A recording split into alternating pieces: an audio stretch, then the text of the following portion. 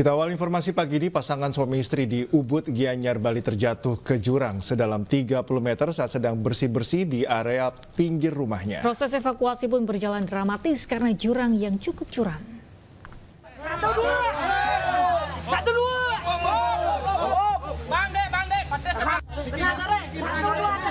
Detik-detik evakuasi pasangan suami istri Igede Artana dan Niwayan Artini yang jatuh ke jurang di Banjar Ambengan Desa Pliatan, Kecamatan Ubud, Kabupaten Gianyar, Bali berlangsung dramatis.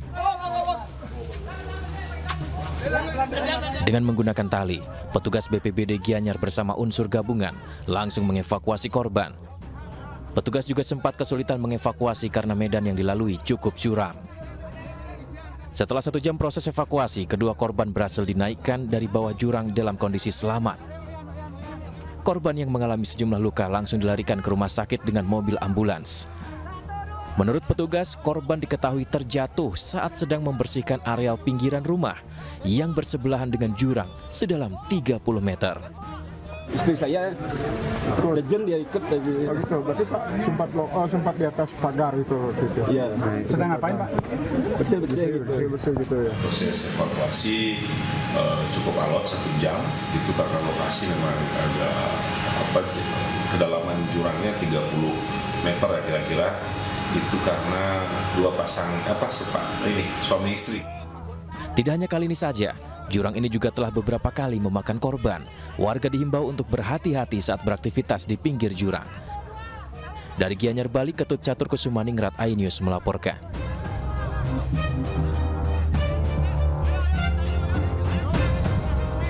Warga panik hingga berhamburan keluar rumah sambil menyelamatkan barang berharga akibat kebakaran di Jalan Pejambon 1 Gambir, Jakarta Pusat. Kebakaran diduga akibat korsleting listrik. Api melalap dengan kiman di Jalan Pejambon 1 Gambir, Jakarta Pusat. Banyaknya bahan mudah terbakar membuat api cepat merembet ke bangunan lainnya. Warga yang panik berhamburan keluar rumah sambil menyelamatkan harta bendanya. Petugas Sudin Penanggulangan Kebakaran segera melakukan upaya pemadaman agar kebakaran tidak semakin meluas. Berselang setengah jam, api bisa dijinakkan meski 2 rumah warga telah ludes terbakar. Dugaan sementara kebakaran disebabkan hubungan arus pendek listrik dari salah satu kabel di dalam rumah.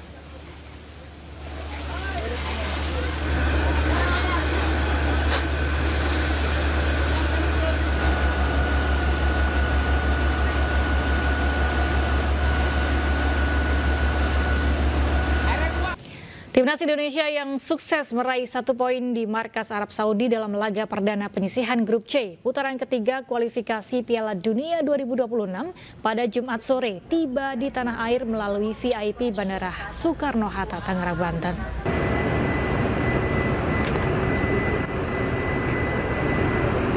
Penjagaan ketat terlihat saat para pemain timnas langsung diarahkan masuk ke dalam bus untuk beristirahat di salah satu hotel di kawasan Kuningan, Jakarta. Setelah berhasil mencuri 1 angka di kandang Arab Saudi, anak asuh Shin Taeyong dijadwalkan menjamu Australia di Stadion Utama Gelora Bung Karno pada tanggal 10 September mendatang.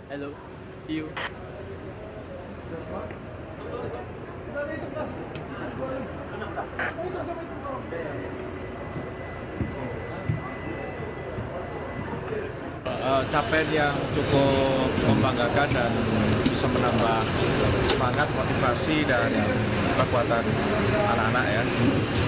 Nanti tanggal 10 kalau ini mudah-mudahan akan mendapatkan.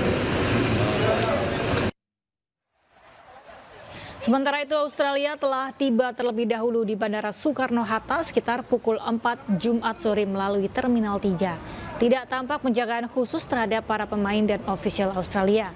Australia datang ke tanah air untuk menghadiri skuad Garuda di laga kedua putaran ketiga kualifikasi Piala Dunia Zona Asia Grup C. Di laga perdana di kandang sendiri, mereka takluk dari Bahrain dengan skor 0-1.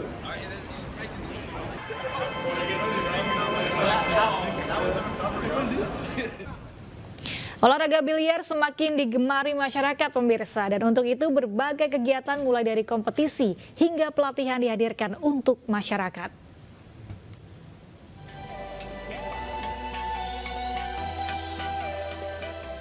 Carabao Biliar Indonesia menggelar coaching klinik dan fun match bersama founder Carabao Biliar Indonesia, Hendra Kurniawan, pelatih biliar Indonesia, Johan Dewa, hingga aktor dan selebgram Adi Sky. Acara ini digelar pada 6 September hingga 7 September 2024, sekaligus menjadi grand opening Maxima Pool Arena Bandung, Jawa Barat. Kegiatan ini digelar karena antusiasme masyarakat. Saat ini, biliar mulai digemari oleh remaja dan anak-anak, sehingga aturan pun menyesuaikan dengan peserta. Tren positif ini perlu dijaga, sehingga arena pool biliar dapat menjadi sarana regenerasi para pembiliar muda nasional. Kita kolaborasi dengan Maxima, karena apa? Karena Maxima membuka rumah biliar dengan konsep family friendly. Ya. Artinya tempat ini cocok untuk regenerasi atlet juga. Jadi bukan untuk bisnis saja ya, tapi bisa dipakai untuk sarana pelatihan dan regenerasi atlet biliar. Di hari pertama event ini berlangsung seru, para peserta bisa mendapatkan petunjuk dan arahan langsung dari Coach Johan Dewa dan Coach unggulan lainnya. Coaching klinik di sini luar biasa, kita banyak dapat ilmu juga, mulai dari cara nembak yang benar, ada di bola putih itu ada ukurannya, ada derajatnya, ada titik-titiknya, ada itu banyak banget sih yang dipelajari. Untuk pemula jangan pernah malu untuk belajar, main datang aja kalau ke rumah biliar, nanti lama-lama bisa. Selain coaching klinik dan fun match, Carabao juga aktif menggelar kompetisi biliar, salah satunya Carabao Junior Cup. Hendra Kurniawan yang juga merupakan mantan atlet unggulan nasional telah ditunjuk oleh iNews sebagai komentator pada pertandingan biliar PON Aceh dan Sumatera Utara 2024. Dari Bandung, Jawa Barat, Sondi Agung, iNews melaporkan.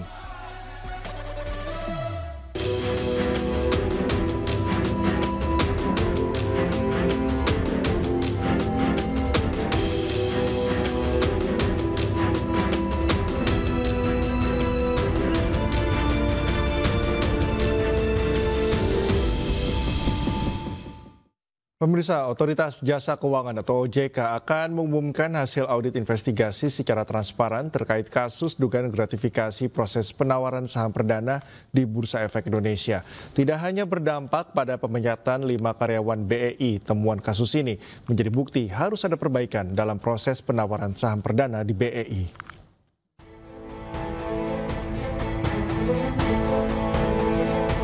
Ketua Dewan Komisioner Otoritas Jasa Keuangan (OJK) Mahendra Siregar memperingatkan tidak boleh ada pihak yang dilindungi jika terbukti terlibat dalam kasus dugaan gratifikasi proses penawaran saham perdana atau IPO Bursa Efek Indonesia. Mahendra Siregar memimpin penyelidikan di internal OJK untuk mengetahui apakah ada staf OJK yang terlibat dalam kasus tersebut. Kami tidak ada pengecualian dan tidak boleh ada yang dilindungi jika bukan hanya yang 5 ini saja, tapi sekiranya ada pihak-pihak lain ya, staf maupun pejabat di bursa yang kemudian terlibat dalam kasus ini ya. Jadi itu hal yang kami sampaikan terkait pendalaman dan pemeriksaan lebih lanjut.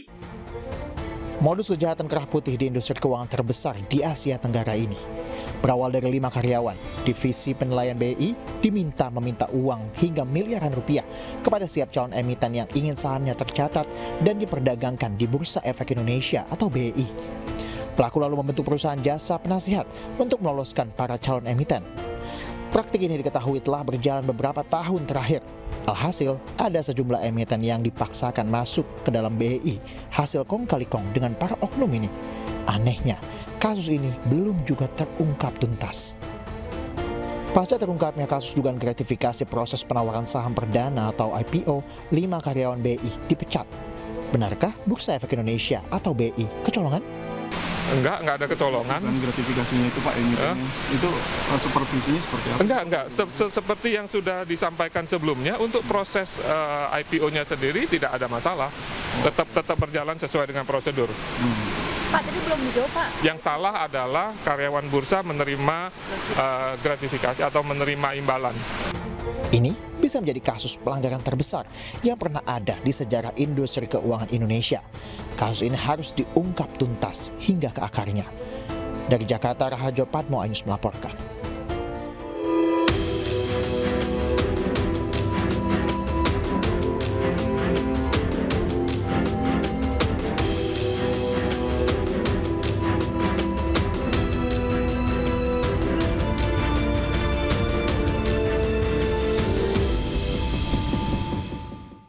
Pemirsa, Majelis Etik Dewan Pengawas KPK menjatuhkan sanksi sedang kepada Wakil Ketua KPK Nurul Gufron atas penyalahgunaan pengaruh atau jabatan di balik mutasi ASN Kementan.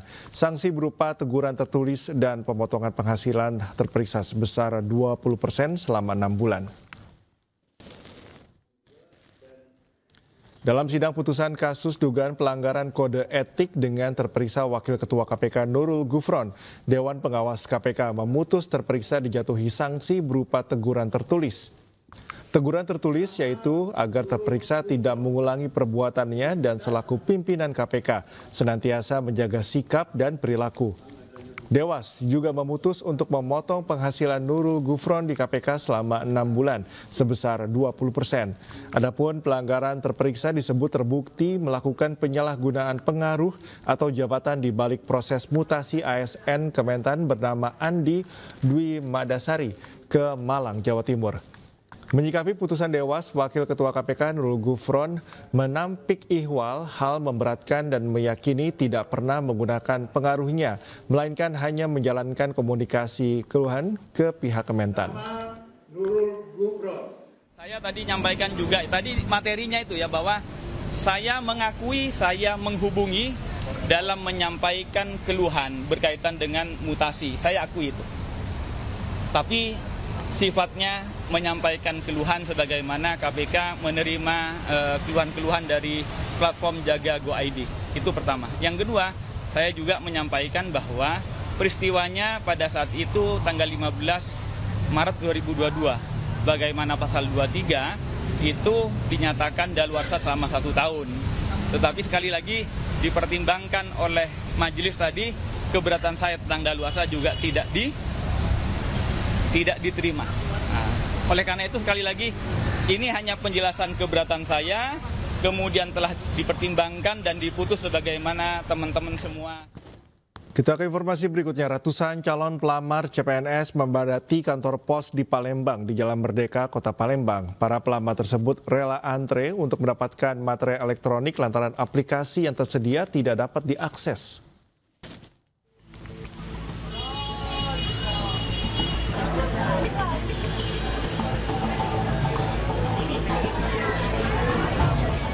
Antrian panjang hingga berdesak-desakan terjadi di kantor pos Palembang di Jalan Merdeka, Palembang, Sumatera Selatan. Para calon pelamar CPNS tersebut rela duduk di lantai ruang kantor pos untuk mendapatkan e-materai sebagai salah satu syarat untuk mendaftar sebagai CPNS. Meski sudah mengantri, namun elektronik materai tidak bisa didapatkan. Hal tersebut dikarenakan terjadinya kendala di server Peruri. Pihak PT Kantor Pos telah menyiapkan nomor antrian serta formulir jika server Peruri dapat diakses kembali dan akan dilayani sesuai dengan antrian yang ada. Terjadinya kendala ini itu bukan dari internal kami, tapi memang dari servernya Peruri. Untuk menanggulangi itu, untuk menjaga ketertiban, yang pertama kita sudah memberikan nomor antrian untuk pembelian. Yang kedua kita juga memberikan formulir untuk ditulis nama dan email dan keterangannya, sehingga ketika nanti servernya dari Peruri sudah bisa kami akses, maka antrian itu akan dimulai dalam hal pembelian layanan e-materai untuk pendaftaran CPNS. Menurut salah seorang calon pelamar CPNS mengaku dirinya mengantri di kantor pos sejak pagi, namun demikian dirinya tidak mendapatkan nomor antri dan harus mengulang esok. Dari aplikasi ada 14 website yang resmi untuk CPNS, ternyata itu semua udah nggak bisa buka lagi. Ya ternyata crowded banget ya, antrinya banyak, jadi juga nggak dapat nomor antri. Lagi dari besok pagi. Membludaknya calon pelamar CPNS untuk mendapatkan elektronik materai di kantor pos ini sudah terjadi beberapa hari lantaran di aplikasi yang ada sudah tidak dapat diakses. Dari Palembang, Sumatera Selatan, Bambang Irawan, iNews melaporkan. Pemirsa, Roadshow Foto dan Anugerah Pewarta 2024 digelar di Medan, Sumatera Utara. Roadshow kali ini dipandu pemateri profesional yang juga berasal dari kota Medan.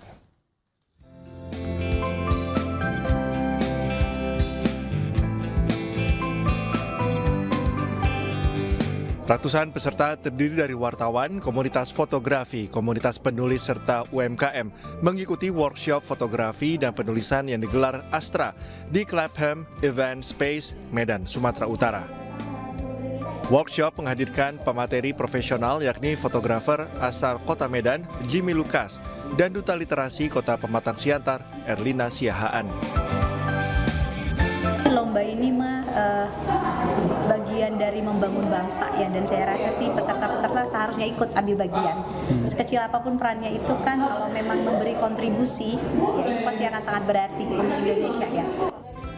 Sementara Head of Internal Communication Astra, Wisnu Wijaya, mengatakan roadshow serupa juga digelar di sejumlah kota, diantaranya Solo dan Yogyakarta.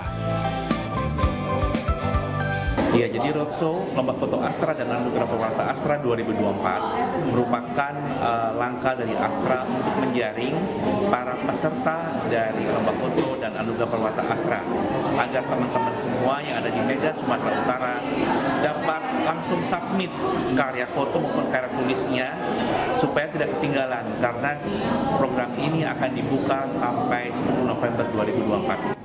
Salah satu penerima apresiasi Satu Indonesia Award Provinsi Sumut bidang kewirausahaan tahun 2017, Irfania Ramadhani Lubis, menyebut banyak kisah atau program yang bisa diangkat para peserta dalam roadshow Lomba Foto Astra dan Anugerah Pewarta Astra 2024. Selain saya, juga banyak teman-teman penggerak Satu Indonesia Award ataupun Desa Sejahtera Astra dan Kampung Berseri Astra lainnya di Sumatera Utara yang dapat teman-teman gali juga kisah-kisah perjuangannya, lalu kisah inspirasi mereka dan visi misi mereka.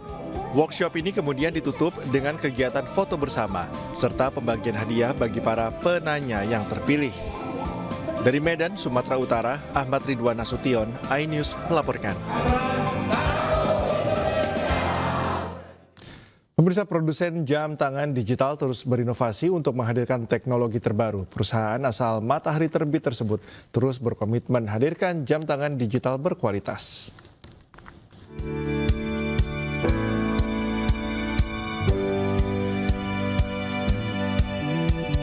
Sebagai salah satu pemimpin global dalam industri jam tangan, Casio dengan bangga mengumumkan perayaan ulang tahun ke-50 yang ditandai dengan acara media gathering secara eksklusif.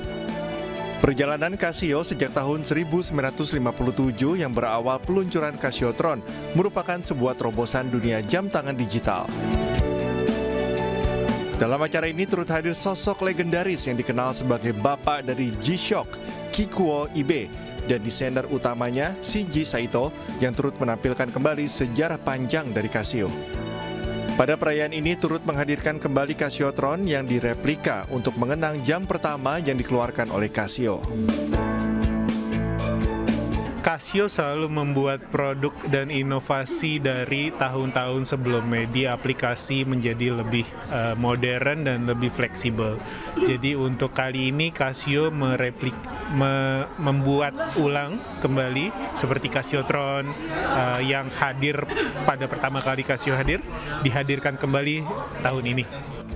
Casio berkomitmen untuk terus berinovasi dalam menghadirkan teknologi jam tangan yang unggul dan fungsional, terutama desain modern untuk memimpin industri jam tangan dunia. Dari Jakarta, Rian Rahman, iNews melaporkan.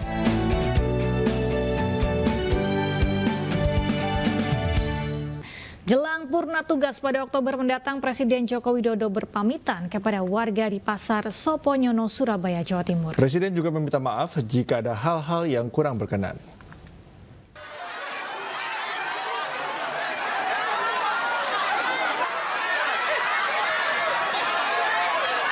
Presiden Joko Widodo menghadiri sejumlah kegiatan di Jawa Timur hari ini. Salah satunya berkunjung ke Pasar Soponyono Rungkut untuk memantau langsung harga bahan-bahan pokok. Selain membagikan BLT dan BMK pada pedagang pasar, rombongan Presiden juga memberikan bingkisan pada masyarakat yang tengah berbelanja di Pasar Soponyono. Dalam kunjungannya, melalui pengeras suara, Presiden berpamitan dan meminta maaf pada masyarakat jika selama 10 tahun menjabat sebagai Presiden, masyarakat ada yang merasa kecewa pada kepemimpinannya. Ya, akan ini pas ke masyarakat, ya sambil pamit kan bulan depan sudah corona tugas.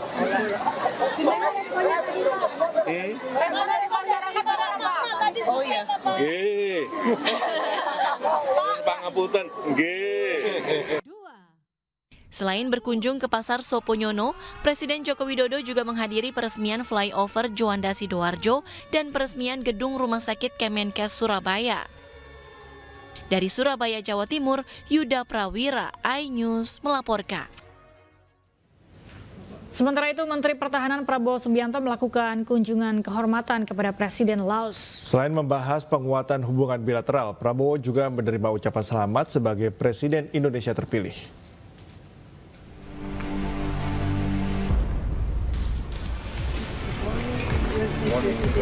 Saya bertemu Sultan Brunei Darussalam, Menteri Pertahanan Prabowo Subianto meneruskan kunjungan kerjanya ke Laos. Prabowo bertemu Presiden Laos Thongloun Sisoulith untuk membahas sejumlah isu di kawasan Asia Tenggara dan proyeksi kerjasama di bidang pertahanan.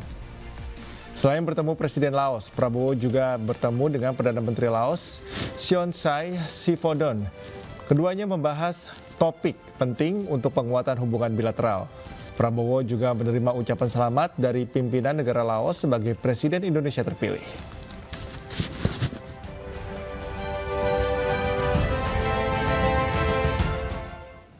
Baru saja dilantik, puluhan anggota DPRD Subang, Jawa Barat menggadaikan surat keputusan atau SK keanggotaannya untuk mengajukan pinjaman. Ya, rata-rata pinjaman yang diajukan antara 500 juta hingga 1 miliar rupiah.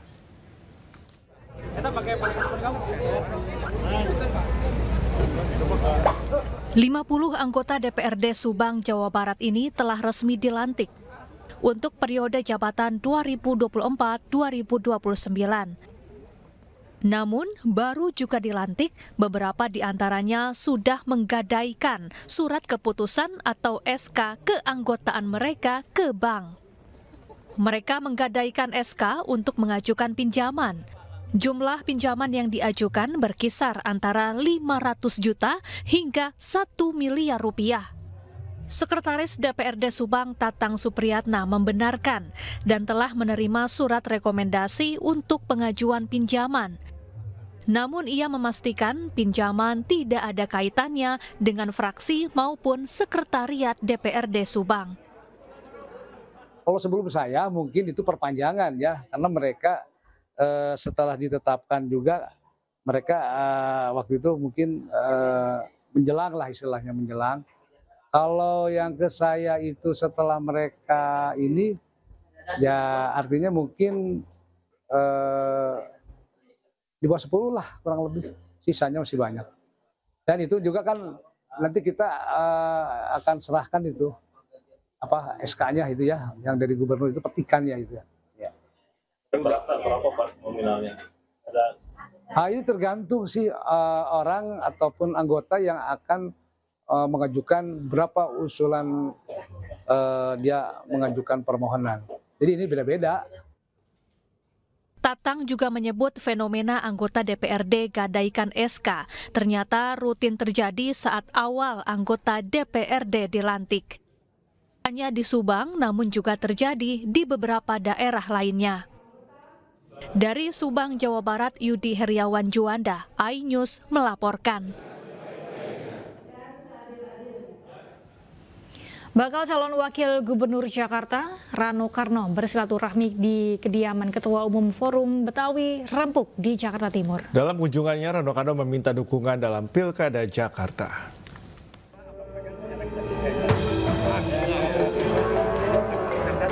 Rano Karno, bakal calon wakil gubernur Jakarta, bersilaturahim ke kediaman Ketua Umum Forum Betawi Rempuk di daerah Cakung, Jakarta Timur, Jumat siang. Dalam kunjungannya, Rano bersama Ketua Umum FBR Kiai Haji Lutfi Hakim melaksanakan sholat Jumat berjamaah. Tak hanya itu, mereka juga makan siang bersama. Pertemuan ini bertujuan untuk menjalin silaturahim dan meminta restu terkait dirinya yang maju dalam Pilkada Jakarta. Alhamdulillah hari ini saya sholat Jumat di Cakung. Kebetulan memang udah dari hari apa saya telepon Pak Kiai saya mau silaturahim Ya udah dulu kalau gitu Jumatannya sekalian pulang lu makan jengkol. Jadi iya, mungkin orang melihat saya sama PAI baru ketemu. Memang baru ketemu, tapi secara prinsip udah kenal jauh lama. Cuman kemarin kan 11 tahun saya ditugasin di kampung lain. Makanya sekarang saya bilang, Cing, gue ditugasin di kampung sendiri nih. Lu bantuin gua. Iya, gue bantuin deh lu. Tapi gue nggak janji. Ya kan begitu, makanya gue lagi rayu nih. Sementara itu, pihak FBR masih belum bisa memberikan keterangan seperti apa bentuk dukungan yang akan mereka berikan. Sementara ini kita belum bisa menyampaikan dukungannya bagaimana karena ada mekanismenya di FBR. Sebagai orang Betawi saya berharap dia membawa aspirasi masyarakat Betawi karena Jakarta bukan lagi ibu kota. Jadi kalau dulu selalu dengan dalih karena ibu kota sehingga hak-hak orang Betawi dikesampingkan. Tapi saya berharap setelah bukan lagi ibu kota, hak-hak orang Betawi sebagai masyarakat inti Jakarta diperhatikan. Diketahui sebelumnya, Rano Karno yang berpasangan dengan Pramono Anung telah melakukan kunjungan ke beberapa mantan gubernur Jakarta seperti Fauzi Bowo dan Sutioso. Dari Jakarta, Naura Syafika, Seto Pratomo, iNews melaporkan. Pemirsa, 3 pasangan bakal calon gubernur Jakarta belum melengkapi persyaratan administrasi. KPU Jakarta memberi tenggat waktu bagi para pasangan bakal calon untuk melengkapinya hingga 9 September mendatang.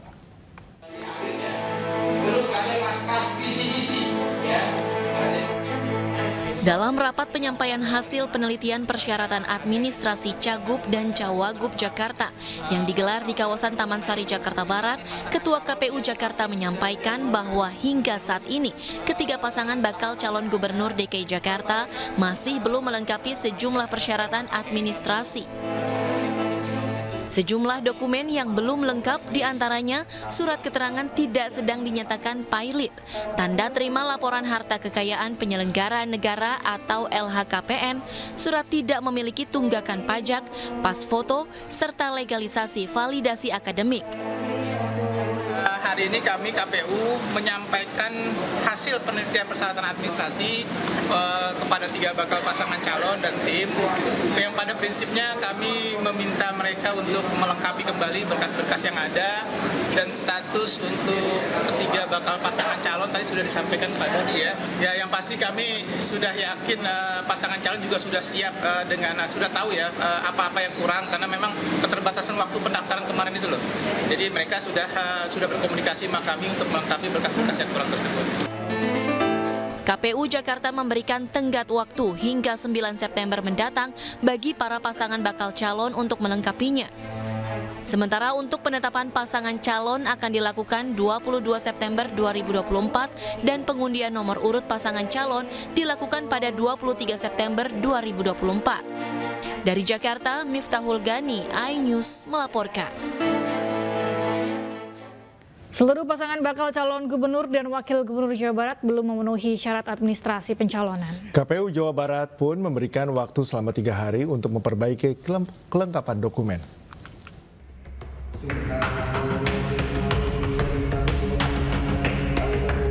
Komisi Pemilihan Umum KPU Jawa Barat melaksanakan rapat koordinasi terkait kelengkapan persyaratan administrasi bakal calon gubernur dan wakil gubernur Jawa Barat. Dalam rapat koordinasi ini, KPU Jawa Barat menjelaskan seluruh pasangan calon gubernur dan wakil gubernur Jawa Barat lolos tahapan tes kesehatan. Meski demikian, KPU Jawa Barat menyebut 4 pasangan bakal calon gubernur dan wakil gubernur Jawa Barat belum memenuhi syarat dokumen administrasi, seperti laporan harta kekayaan pejabat negara atau LHKPN, legalisasi ijazah, dan dokumen lainnya. KPU Jawa Barat pun akan memberikan waktu 3 hari untuk bakal calon kepala daerah untuk melengkapi kekurangan dokumen administrasi. Menurut Ketua KPU Jawa Barat Umi Wahyuni, penutupan kelengkapan administrasi akan dilakukan pada hari Minggu 8 September pukul 23.59 waktu Indonesia Barat. Nah, terkait dengan hasil pemeriksaan, semua 4 Bapaslon dinyatakan itu mampu melaksanakan tugasnya. Jadi tidak ada permasalahan di pemeriksaan kesehatan. Terkait dengan dokumen, itu kami juga sudah memberikan kekurangan-kekurangan yang harus dilengkapi. Karena sesuai dengan tahapan kan masih ada. Ada masa perbaikan sampai tanggal 8. Sebelumnya 4 pasangan bakal calon gubernur dan wakil gubernur Jawa Barat menjalani tes kesehatan pada tanggal 1 dan 2 September lalu. Seluruh paslon dinyatakan sehat secara jasmani maupun rohani.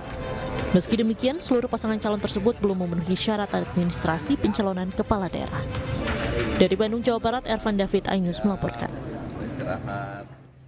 Komedian Nurul Komar alias Abah Komar gagal maju sebagai calon wakil Bupati Pandeglang, Banten. Dari hasil pemeriksaan kesehatan, Komar dianggap tak mampu secara jasmani.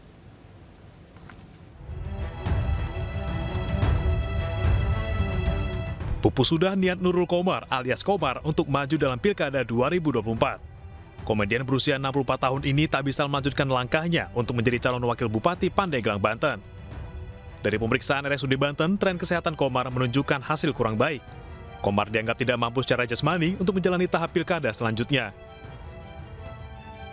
Tentunya dari hasil kesimpulan yang dikeluarkan oleh tim medis, pemeriksaan kesehatan pasangan bupati, pasangan calon bupati dan wakil bupati, tentunya ada satu pasangan yang kemudian dianggap tidak memenuhi syarat. Tentunya yang dianggap tidak memenuhi syarat itu tidak mampu secara jasmani, dan diatur juga di PKPU 8 di pasal 126 berkaitan dengan penggantian yang dianggap tidak mampu secara jasmani. Komar maju mendampingi Aap Aptadi sebagai bakal calon wakil bupati melalui jalur independen atau perseorangan.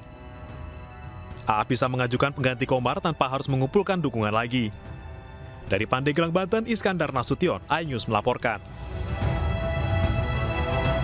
Kita ke informasi berikutnya. Pemimpin Katolik dunia Paus Fransiskus meninggalkan Indonesia.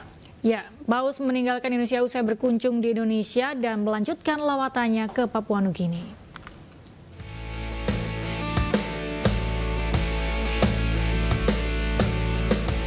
Pemimpin Katolik dunia yang juga Kepala Negara Vatikan, Paus Fransiskus meninggalkan Indonesia untuk melanjutkan lawatannya ke Papua Nugini Jumat pagi. Paus Fransiskus tiba di Bandara Soekarno-Hatta menggunakan mobil Innova Zenix. Paus meninggalkan Indonesia melalui Bandara Internasional Soekarno-Hatta, Tangerang pukul 10.30 waktu Indonesia Barat. Menteri Agama RI Yakut Khalil Qumas turut mengantarkan Paus ke pesawat di mana maskapai Garuda Indonesia disiapkan untuk mengantarkan Paus menuju Port Moresby, Papua Nugini. Selain ditemani Menteri Agama, keberangkatan Paus ini juga ditemani Dewan Pertimbangan Presiden Gandhi Sulistianto, Uskup Agung Jakarta Kardinal Ignatius Suharyo, Ketua Konferensi Wali Gereja Antonius Subianto Bunyamin, serta Ketua Panitia Kunjungan Apostolik Paus Fransiskus ke Indonesia Ignatius Jonan. 675 petugas gabungan TNI Polri disiagakan untuk pengamanan keberangkatan Paus Fransiskus di Bandara Soekarno-Hatta. Tim Liputan iNews melaporkan. Pemimpin umat Katolik dunia sekaligus Kepala Negara Vatikan, Paus Fransiskus telah bertolak menuju Port Moresby, Papua usai melakukan perjalanan apostolik di Indonesia. Meski sudah berlalu, kunjungan Paus Fransiskus di Indonesia masih menyisakan sejumlah momen hangat bagi masyarakat.